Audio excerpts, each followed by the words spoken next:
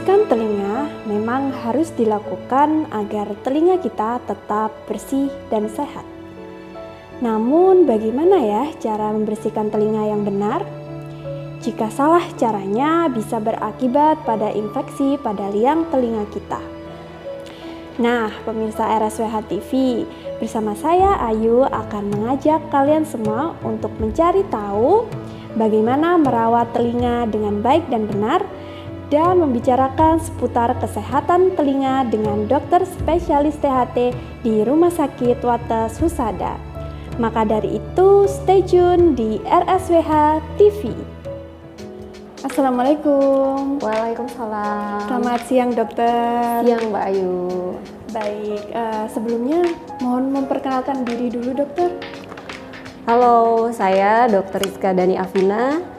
Saya adalah dokter spesialis telinga, hidung, tenggorok, kepala, dan leher di Rumah Sakit Wates Husada, Gresik. Baik, terima kasih dokter atas perkenalannya. Nah, topik kita pada siang hari ini nih dok, kita akan bahas tentang radang telinga atau infeksi telinga luar gitu ya dok. Sebelumnya, infeksi telinga luar itu apa sih dok? Jadi, infeksi telinga luar itu adalah infeksi yang ada di telinga luar. Kenapa kita bilang telinga luar? Karena maksudnya telinga kita itu sebenarnya terdiri dari 3 bagian. Ada telinga luar, telinga tengah, dan telinga bagian dalam. Untuk dari telinga luar sendiri itu bisa kita lihat dari daun telinga, kemudian lubang telinga, lalu ada saluran telinga. Nah, biasanya nanti infeksi atau radang di telinga bagian luar di sekitar bagian-bagian tadi. Oke, nah biasanya nih dok, gejalanya kalau kita terkena infeksi telinga luar itu apa aja sih dok? Ya, infeksi itu kalau kita sudah bicara mengenai infeksi berarti dia ada keterlibatan oleh misalnya kuman. Nah, sebelum adanya infeksi tadi atau kuman yang menyerang di bagian yang tadi kita sebutkan di telinga luar tadi, biasanya didahului dulu dengan radang. Nah, dari radang itu biasanya ada keluhan bengkak yang nantinya bisa menimbulkan nyeri, biasanya seperti itu. Nah, nanti bila sudah ada nyeri, kemudian ada bengkak, kadang-kadang ada juga keluhan keluar cairan. Biasanya cairannya berwarnanya sih bening dan encer kalau untuk dari telinga bagian luar, seperti itu. Baik, jadi untuk gejalanya sendiri itu tadi radang itu ada bengkak, terus ada nyeri, juga sampai keluar cairan gitu ya dok? Bisa seperti itu. Biasanya itu untuk penyebabnya sendiri itu apa sih dok? Apakah kita kurang membersihkan telinga atau gimana? Baik, sebenarnya Mbak Ayu, telinga kita itu malah tidak usah sering-sering dibersihkan. Kalau kita sering membersihkan telinga sendiri, yaitu biasanya kita sering mengorek-ngorek telinga dengan cotton buds, atau lebih parah lagi Mbak Ayu ya, kadang ada kebiasaan mengorek telinga pakai jari kelingking yang mungkin jarinya kukunya panjang.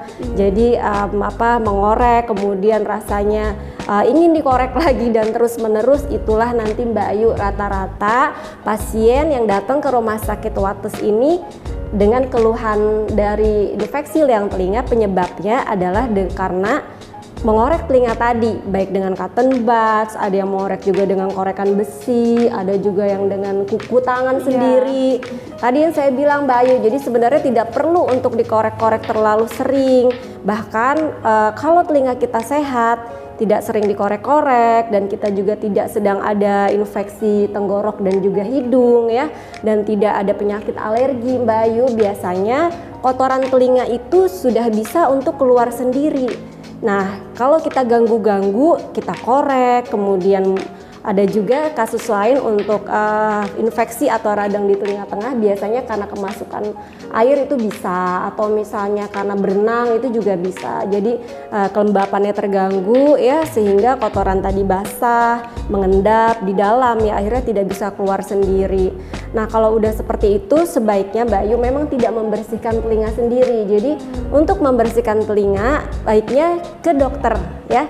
Dokter THT lebih baik lagi, karena kita bisa untuk melihat juga ke dalam liang telinga tadi sambil kita bersihkan. Karena kalau membersihkan sendiri tidak bisa melihat Mbak Ayu. Karena tidak bisa melihat jadi dikorek, semakin dikorek akhirnya tadi bisa menimbulkan luka ya.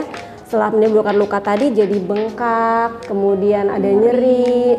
Nah akhirnya dari luka yang kecil tadi itulah tempat baik atau kesenangannya dari kuman tadi ya, sehingga kuman menetap di situ, akhirnya tadi timbul infeksi Mbak Ayu. Seperti itu. Oke dok, jadi ternyata membersihkan telinga sendiri pakai jari, pakai cotton bud atau mungkin korek besi itu tidak diperbolehkan gitu ya dok? Ya tidak boleh sama sekali, karena justru akan mengganggu keseimbangan di dalam liang telinga itu. Dan sebaiknya kalau memang mau kontrol atau membersihkan ke dokter THT tadi, bisa sekitar 3 bulan atau 6 bulan sekali seperti itu.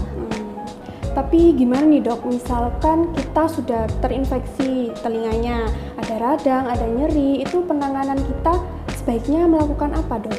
Baik, untuk pertama kali di rumah ya, kalau sudah ada keluhan seperti itu, baiknya jangan semakin dikorek ya, atau semakin dikorek dengan kapas supaya cairannya keluar, itu tidak perlu. Jadi untuk mengurangi nyerinya mungkin bisa membeli obat bebas pereda nyeri, misalnya seperti paracetamol yang bisa dibeli secara bebas ya, tanpa resep gitu, diminum sesuai dengan aturan pakainya, sambil untuk berusaha untuk berobat ke pelayanan fasilitas kesehatan terdekat.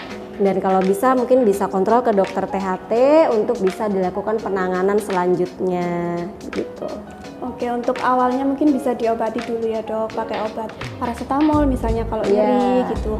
Tapi kalau tidak kunjung baik, disarankan untuk ke dokter. Ya, karena kita perlu untuk melihat ke dalam liang telinganya tadi. Oke, nah terakhir nih dok, tips agar kita bisa terhindar dari infeksi telinga luar itu apa aja sih dok? Mungkin ada tipsnya? Baik, tipsnya tadi ya, pertama sekali tidak usah mengorek-ngorek telinga sendiri ya dengan apapun itu. Kalau terasa gatal mungkin bisa dimanipulasi rasa gatalnya tadi dengan menekan-nekan di bagian luar telinga, ada seperti tonjolan. Nah itu bisa Mbak Ayu tekan mungkin untuk mengurangi sensasi gatal tadi gitu.